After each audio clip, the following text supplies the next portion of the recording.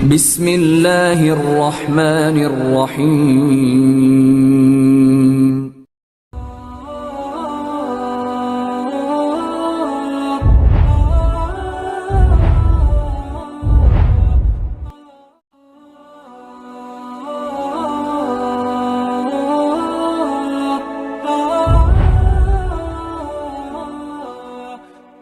Saya nggak tausiah saya biasanya 2 jam minimal itu.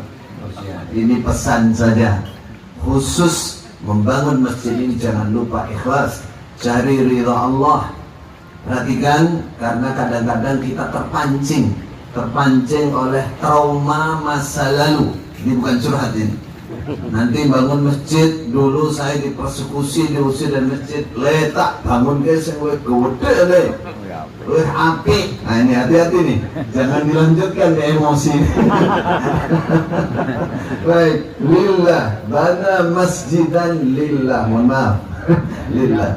Nah, yang kedua, saya mengingatkan bahwa masjid yang dibangun betul-betul untuk rahmatan lil alamin, untuk persatuan umat, untuk menebarkan, mengayomi, mendinginkan suasana, mempersatukan umat, hatta non muslim. Sebagaimana Rasulullah sallallahu alaihi wasallam menerima tamu utusan dari Nasrani di dalam masjid, dari Bahrain, temukan dalam masjid, bertemu di dalam masjid, mengadakan perjanjian di dalam masjid.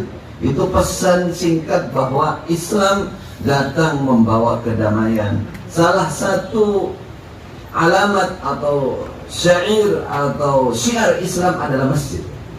Nah, maka masjid inilah secara khusus saya mengingatkan lagi, jangan jadikan masjid ini nanti masjid dirar.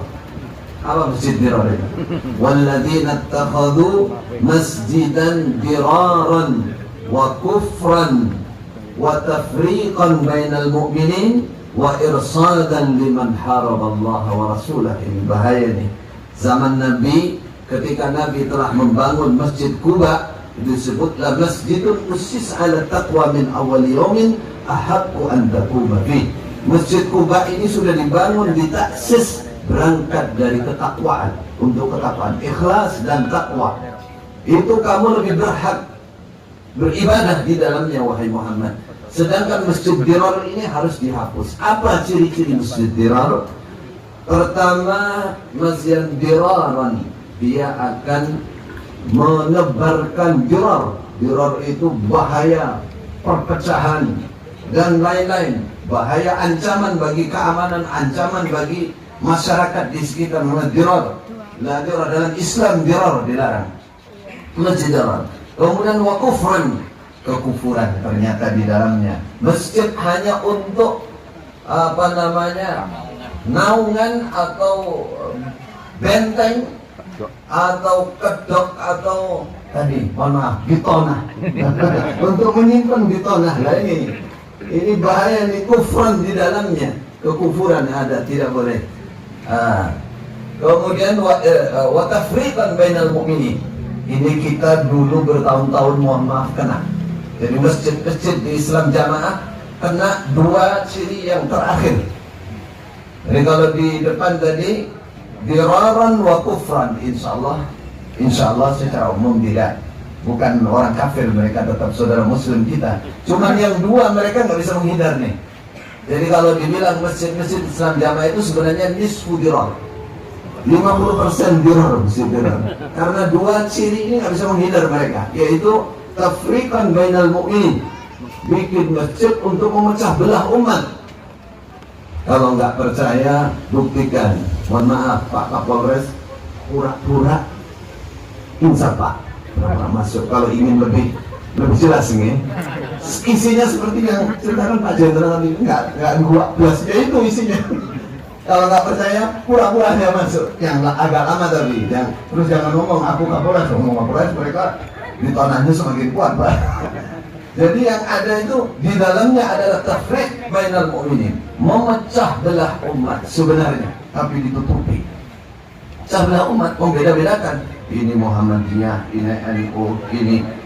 Kalau apalagi yang dianggap ini apa bahasanya tadi?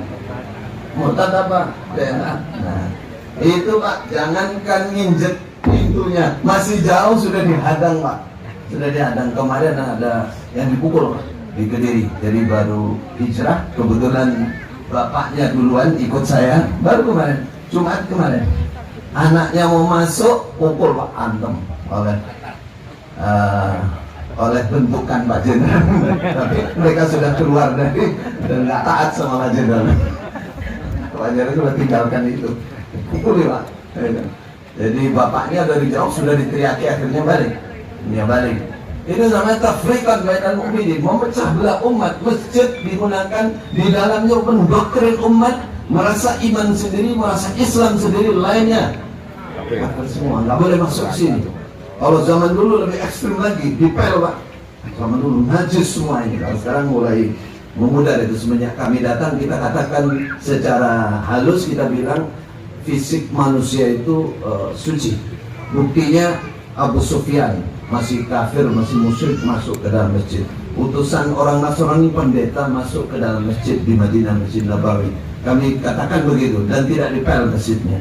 Jadi itu hilangkan itu, mulai pudar sejak kami datang 2010 dulu, 2011.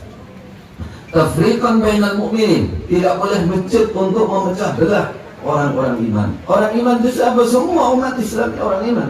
Siapa yang beriman kepada 6 rukun iman, itulah mukmin. Siapapun, dimanapun dia, dimanapun dia.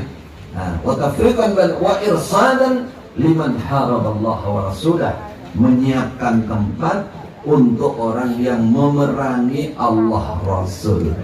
Bah, apakah yang dulu memerangi Allah Rasul? Iya, tapi tidak terang-terangan. Contohnya apa? Contohnya kata Rasulullah dalam hadis qudsi, Allah berfirman, "Man adani waliyan faqad adantuhu bil harbi." Siapa yang memusuhi kekasih saya, kata Allah, kekasih saya, wali saya. Walinya Allah siapa? Allah waliyul ladina amanu. Orang iman itu semua walinya Allah.